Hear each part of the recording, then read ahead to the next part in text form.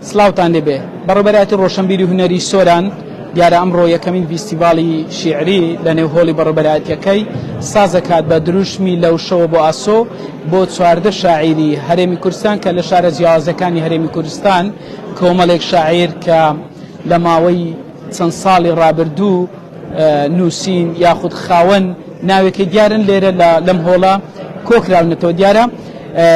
ئەم فیستیڤاڵە لەژێر دروشمی هەڵگور شێخ نەجیب سەرپەرشتیاری ئیدارەی سەربەخۆی سۆران بەڕێوە چێ جگە لە شاعران نووسەران هونەرمەندانیش لێرە بەشدارن. خاتو تریفا گەر هاوکارم بی خاتو تریفا یەکێک لەو شاعرانەیە کە لەو ساڵانی ڕابردوو ڕۆڵێکی بەرچاوی هەبووە لە دنیا شێعر. خاتو تریفا ئەگەر پێم بڵێ گرنگی کۆکردنەوەی ئەم شاعیرانە کە لە شارە جیاوازەکانی هەرێمی کوردستان بەڕێوەبەرایەتی ڕۆشنبیری هونەری سۆران لێرە کۆکردنەوەتەوە چەندە گرنگە چەندە لێک نزیکبوونەوەی شاعیران نووسەران؟ سپاس بۆ vê dîdarê bi rastî giringiya wê wê çendê daye hem hevnasînek wekû Kurd ser astê herêmê renge zor kesî ji me hevdûne nasin wekû şair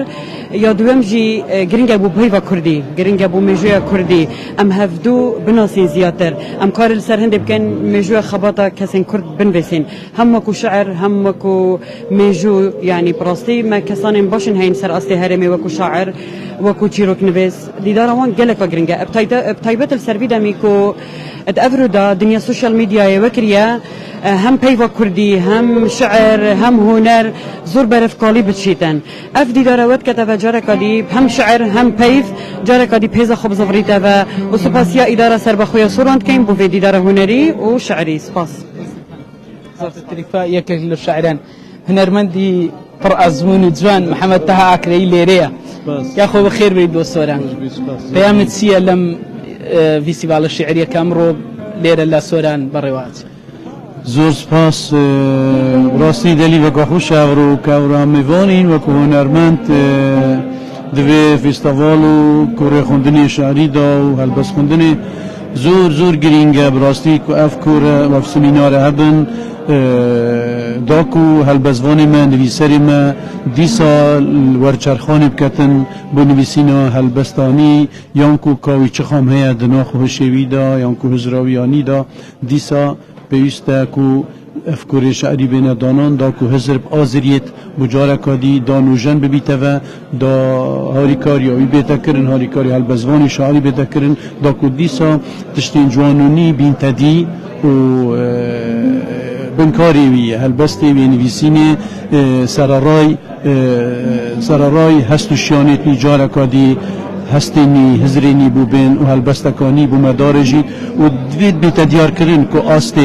hastê helbestvanî û astê helbestê peyvê û nivîserî geştiye çi ast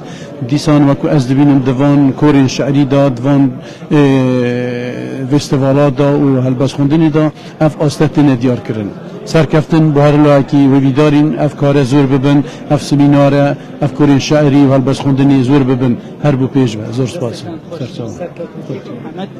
بەڵێ وەک ئاماژەم پێ کرد بە دروشمی لەو شەو بە ئاسۆ بەڕێوەبەرایەتی ڕۆشنبیری هونەری سۆران لە ژێر چاودێری هەڵگور شێخ نەجیب سەرپەرشتیاری ئیدارەی سەربەخۆی سۆران یەکەمین فیستیڤاڵی شیعری بەڕێوەچێ دیارە یەکێک لەو شاعیرە خانمە شاعیرانەی ئیدارەی سەربەخۆی سۆران لێرێ خاتو خەلات زرار ئەگەر هاوکارم بی خاتو خەلات سلااوت لێ بێ گرنگی کۆکردنەوەی 14 شاعیر لە سۆران چۆنە بەلای تۆ؟ زۆر سپرایزە لەبەرەوەی شتێکی دەگمەن بوو یعنی یەکەمین جارە شتێکی بۆ شێوازە فراوان بکرێتن وەکو خۆم پێم شتێکی زۆر باشە لەبەرەوەی شاعیران لە ڕۆژهەڵاتەوە هاتون لە هەولێرەی لە تەواوی کوردستان لێرن بەڕای من پەیوەندێکی زۆر باش دروست دەبێ وە بیرکردنەوەی خەڵک دەربارەی شار گۆڕانێکی بەسەردا دێتن. زۆر سپاس عزیز پێم بڵێ بەر لەوەی بڕۆم لەلات بە چی بەشداری چ شیعرێکتان؟ بە شیعرێکی سادە بەشدارم. بەڵێ چۆنە سادەتان؟ مەبەستمەوەی یعنی زۆر بەپەلە هاتم ئەوانە تەواو زۆر سپاس دەکەم. خاتو خەلات دیارە ئێستا ئەم چاڵاکیە کە لە هۆڵی بەڕێوەبەرایەتی ڕۆشنبیری هونەری سۆرانە لێرە خەریکە چاڵاکیەکە دەست پێکە نووسەران شاعیران نقوە جیاوازەکان لێرە لە شار و شارۆچکانی هەرێمی کوردستان هاتوون بۆ ئەوەی کە بەشداری لە لەم یەکەمین فیستیڤاڵ بکەن کە بە دروژمی لەو شۆ بۆ ئاسۆ بۆ چواردە شاعیری هەرێمی کوردستان لە نێو هۆڵی بەڕێوەبەرایەتی ڕۆشنبیری هونەری سۆران وەردەگرم. دیارە هاوکاری کامێڕەمانم ئەگەر هاوکارم بێت دەمەوێت پەیامی هەڵگور شێخ نەجیب سەرپەرشتیاری ئیدارەی سەربەخۆی سۆران وەربگرم. کاک هەڵگور ببوورە بە کاک حەچیم لێرە. کاک حەچیم هەم وەکو شاعیر هەم وەکو نووسەرێکی ئەم دەبەرە. کاک هەڵگور گوتی شاعیرە، ئیتر دیارە دەستی شێعر نووسین تێیە. باشە پێم بڵێ دیدارێکی لەم جۆرە چەندە گرنگکە بۆ ئیدارەی سەربەخۆی سۆران کە چواردە شاعیر لە شارەکانی هەرێمی کوردستان لێرە ئەم ئێوارەی کۆکراون. زۆر سپاس بۆ ئەم دەرفەتە. بەحقیقەتەن سۆران شارێکی زیندووە، تەنها وەکو سیاسەتی ئیدارەی سەربەخۆی سۆرانی شەوەیە کە تەنها لە بواری پرۆژە و خەدەماتی تر و ژێرخانی ئەو کە بە شێوەیەکی زۆر فراوان ئێستا کار دەکەین. ئەمە شێکێک لە پرۆژەکان کە حرەکەیەکی زیندوی بدەینە شەر بەردانان و ڕەخساندنی ئەم دەرفەتە کە شاعرانی هەموو کوردستان و زۆربەی شوێنەکانی تر لێرە کۆ بکەینەوە و ئێوارەیەک پێکەوە دەرباسکەین هەندێک دوور بکەوێنەوە لەو ئاڵۆزی و لەو جەنجاڵیە ژیاندا. کاک هەڵگور بە کورتی بینت لەگەڵ وەرزش خۆشە، بزانم لەگەڵ شیعر خوێندنەوە شیعر نووسین دەست؟ واللهی عین بە هەمان شێوە لەگەڵ شعر و خوێندنەوەش ئاشنایەتیم هەیە بەپێی ئەوەی کە بەپێی کات و دەرفە تەبعان بۆیە هەبوونی ئەم چالاکیانە بەنسبەت منیش و بەنسبەت ئیدارەی سەربەخۆی سۆرانش گرنگە. بە گرنگیش تابێتشی پێدرێن ئەوە وەکو برادرانش باسییان کرد زیندوێتی سۆران دەسەلمێنێتن. هەڵگور شێخ نەجیب سەرپەرشتیاری ئیدارەی سەربەخۆی سۆران هەوڵە دەم دیمەنی زیاتری مەراسیمەکەتان بۆ بگوازمەوە کە لە نێو هۆڵی بەڕێوەبەرایەتی ڕۆشنبیری هونەری سۆران ئەم ئێوارەیە یەکەمین فیستیڤاڵی شیعری بەڕێوەچێ کە بۆ چواردە شاعیری هەرێمی کوردستان ڕێکخراوە.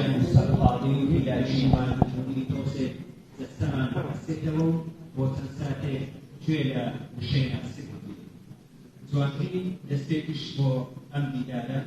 ڕێزگرتنە لە ژیانی پاشی شەهیدان ئاڵمان خولەکێ دەوەست.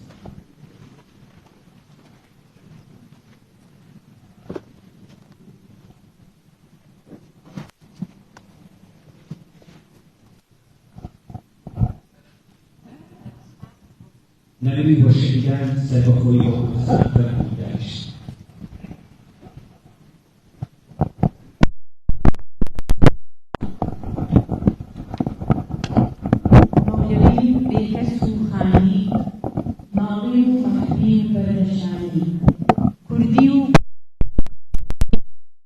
حاجی و حەمدی و حەریری پیرەمێردی گردەیارە چەند خونچێکن لەو گوڵزارە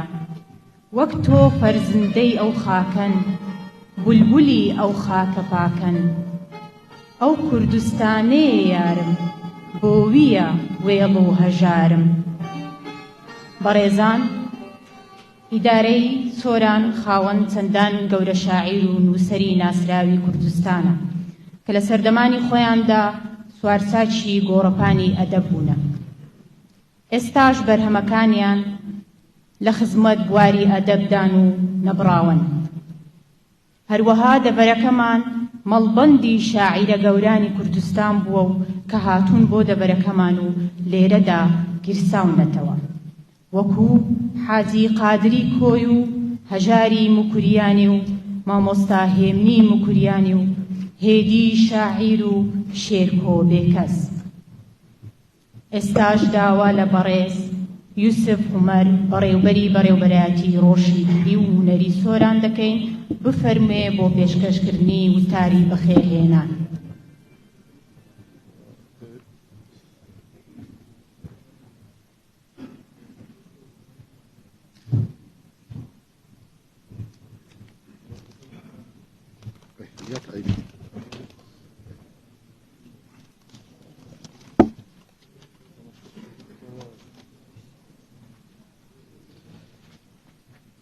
بەهاوین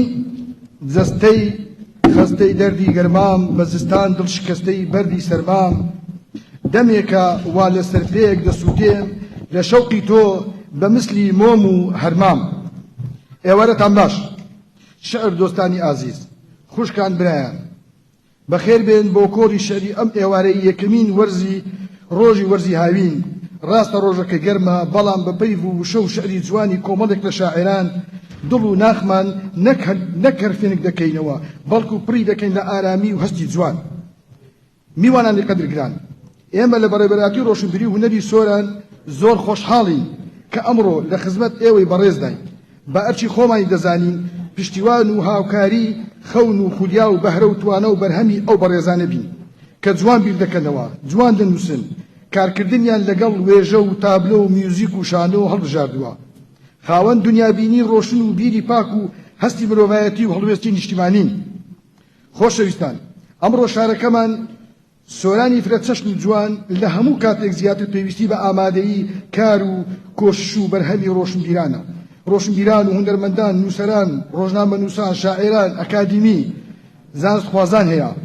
بۆ ئەوەی شار و دەڤەرەکەمان بە هاوسەنجی و هەمەلایەنە ڕووی لە پێشکەوتن بێ ڕەوڕەوەی گەشەپێدان و ئاوەدانکردنەوە هەموو بوار و سێکتەرەکان بگرێتەوە پێویستە هەر یەکە و لە ئاستی خۆی بەشدار بێت لە پرۆسی گەشەپێدان و پێشخستنی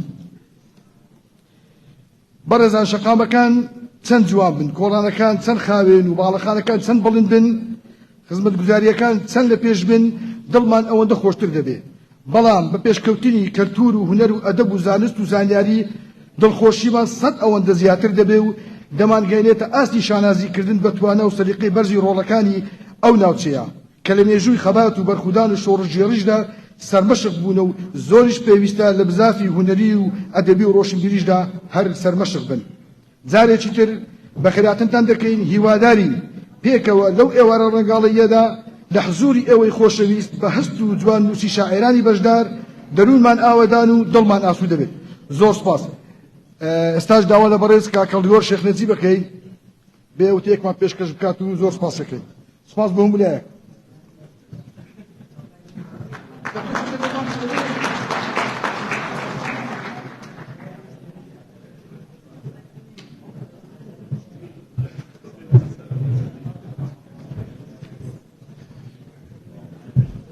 ئێوارەتان باش وەڵا هەندێک بەرامبەر ئەو هەموو شاعیر و دەوڵەمەند و شارەزا لە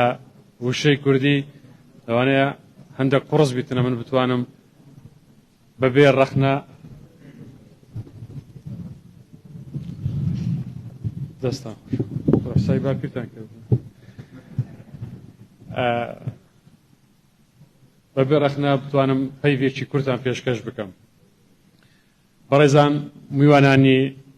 عزیز شاعیر دۆستان لە ناوچەکانی دیکەی هەرێمی کوردستان بە ناوی ئیدارەی سربەخۆی سۆرانەوە بە خێرهاتنێکی گەرمتان دەکەین سۆران وەکو هەمومان دەزانن شارێک و دەڤەرێکی زیندووە لە بوارەکانی کەلتوری و فەرهەنگی و چالاکی ڕۆشنبیریەکان و تا بگرە وەرزشیش دیارە لە ساڵانی ڕابردوو بەهۆی چەندین قەیرانی سەر هەرێمی کوردستان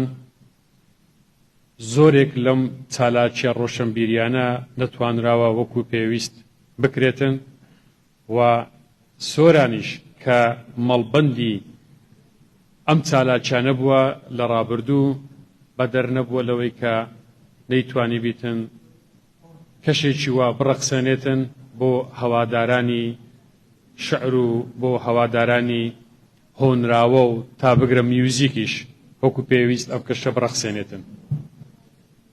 دوای بڕیاری ئیدارەی سربەخۆی سۆران ئێمە هەوڵمان داوە لە پەنا جێبەجێکردنی پرۆژەکانی خزمەتگوزاری هەموو ئەو چالاکیانەی هونەری و ڕۆشنبیری و وەرزشیش جارێکی دیکە لەم دەڤەرە زیندوو بکەینەوە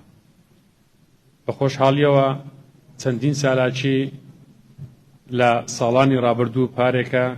لەم دەڤەرە کراوە بە هاوکاری بەڕێوەبەرایەتی ڕۆشنبیری و هونەری سۆران و خڕێکخراوەکانی کۆمەڵگای مەدەنیش زۆر لە چالاکیان لێرانە ڕێکی خستووە و ئێمەش هەوڵمان داوە ئەوەی لە تواناماندا بێت و هاوکاری و پاڵپشتیان بین.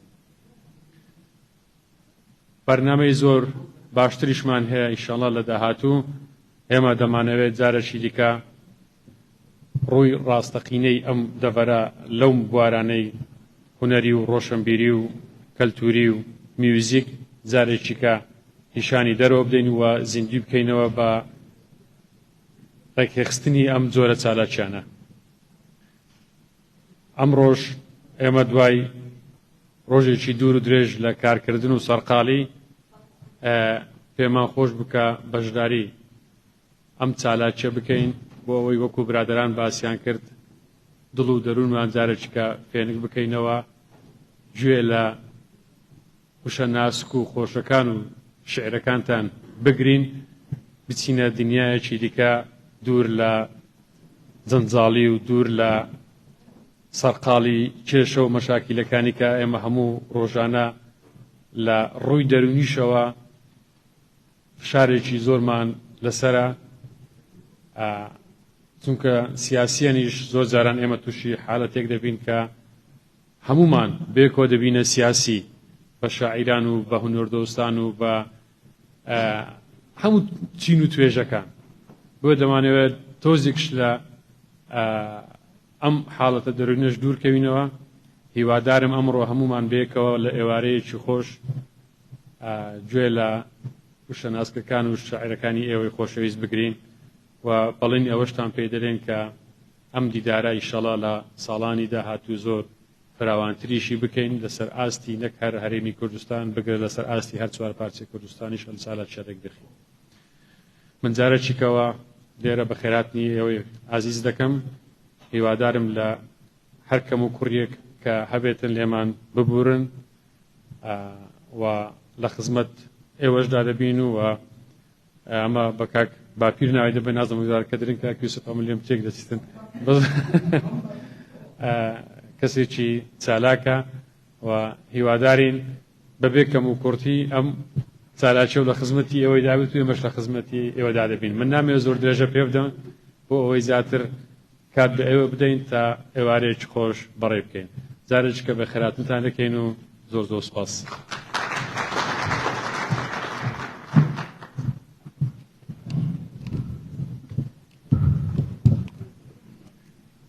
زۆر سپاس بۆ بەڕێز کاک هەڵگۆر سەرپەرشتیاری ئیدارەی سەربەخۆی سۆران.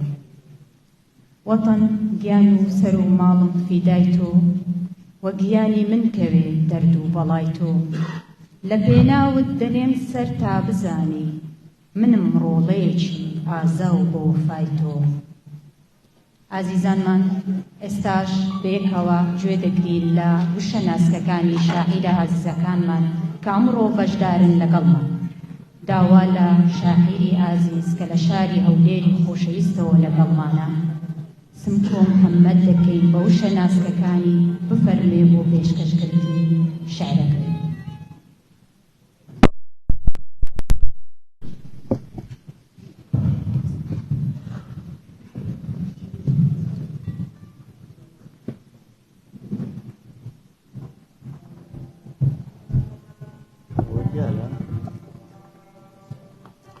ێوارەتان باش نازان لەبەر مایک دیار نابین جار کەوەی کەم هەستی پێکرد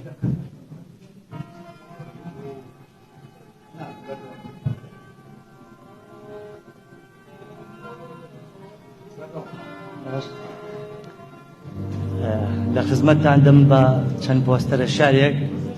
ئەگەرچی کە لە دنیای ئەدەبی نوێیە پۆستەرە شعر بەهای خۆی دەست داوە بەڵام ئەوەی من کردومە تەسلیمی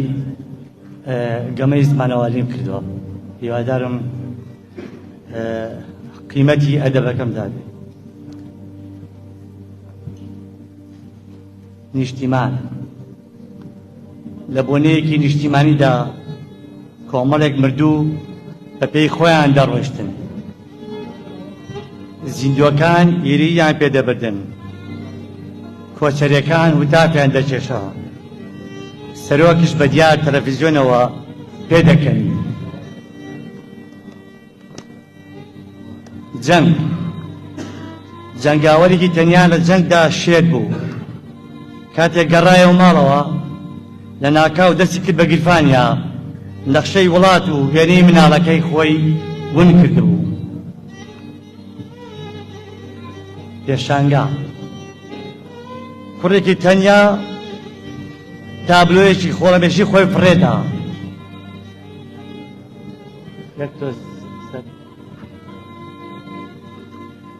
کوڕێکی تەنیا تابلۆیەکی خۆڵەمێشی خۆی فڕێدا وەکو زاوایەکی شوێنەی خۆیان فرۆشت پیرەمێرد دەکرد بچانی کڕی و لەگەڵ یادەوەرەکانی خۆیدا سوتاندنی ئەسکەناس ئینسان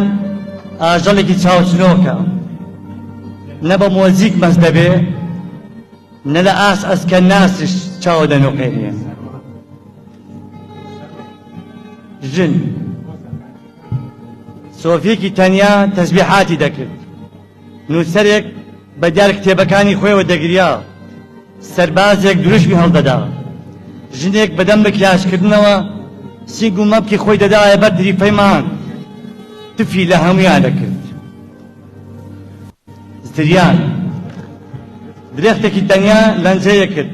ماسیەک گەمەی دەکرد کوڕێکیش لەسەر لبی دەریا ناوی خۆی و یارەکەی خۆی نووسی و زریان هات و داری برد و ماسی ڕاونا و ناوی کچەکەشی سڕیەوە بازار دەستگەڕێکی تەنیا لە تەنیش سۆپەرمارکێتەکە ئاوریشوی خۆی دەفرۆشت ژنێکی زڵفشۆڕی عەیار بانگی دەکرد وەرن ئەم بازاڕە گەرمکەن کچێک خۆی کردە قوربانی و شووی پێکرد سێبەر دوو عاشقی تەنیا دەگریان دادگەراسێکی سەرگڤن لە داخی تەنیایی خۆی و عاشقەکان خۆی سوتان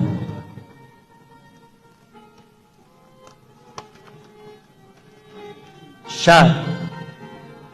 کەڵەبادێکی تەنیا باری کرد بۆ گوند ماشێن و ڕۆژنامە و پۆلیس بە دوایدا دەگەڕان جگەرە فرۆشێک بانگەوازی دەکرد فریاکەون شار چۆڵ بوو ڕێگا ڕچەڕەیەکی تەنیای سەر لە شەوا و مناڵێکی بزر کرد کچێک بە دزیەوە کڵاوەکەی باوکی فرۆشت ژنێک بە دزیەوە دەستی مناڵەکەی گرت و کڵاوی دەستی کچەکەی لەسەر خۆیدا هەور کۆترێکی تەنیا دەنووکی خۆی شکان جوتیارێکی مەست بەدەم حەیران گوتنەوە زەویەکەی جێهێشت پەڵە هەورێکی ڕەش هەردووکیانی تاران مۆ ژوورێک لە تاریکیدا تۆڕە بوو تارماییەکە ڕەشەی دەکرد مۆمێکش بەدەم پێکەینەوە پەروانەیەکی لە خەوڵ ساند و هەموو شتێکی ئاشکرا کرد پاییز پیرەمێردێک بە تەسبیحەکەی ساڵی تەمەنی خۆی دەژمارد پیرەژنێک بە داریەوە دەگەریا پاساریەک خۆی دەهات دڵدارێک شەڕی دەنووسی ڕەشەبایەک هەموو شتەکانی هەڵماڵی سپاس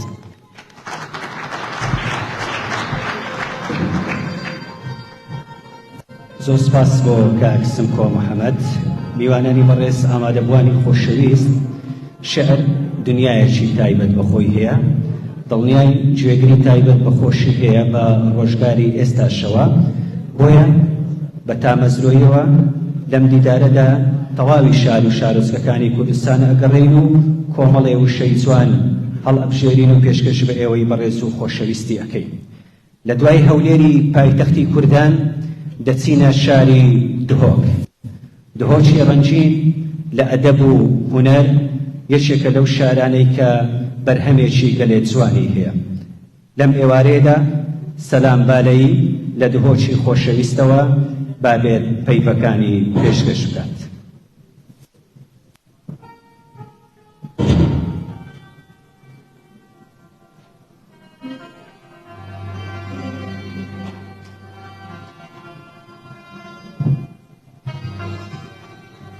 بگورم پس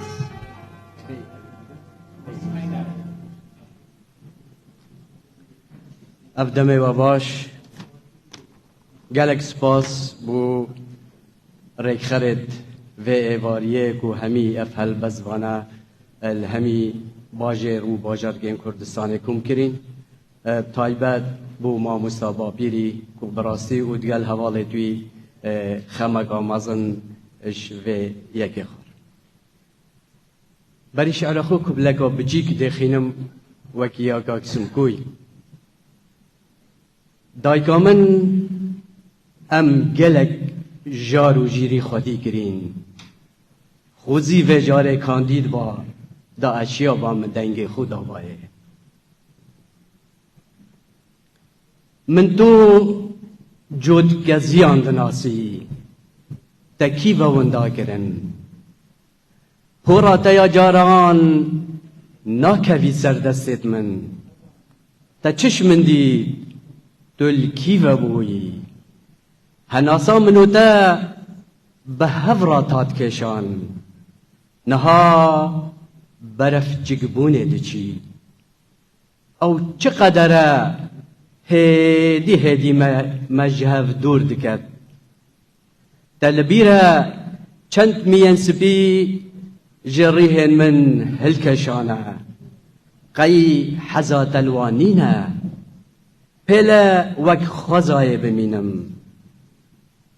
من چه دست کرد نوین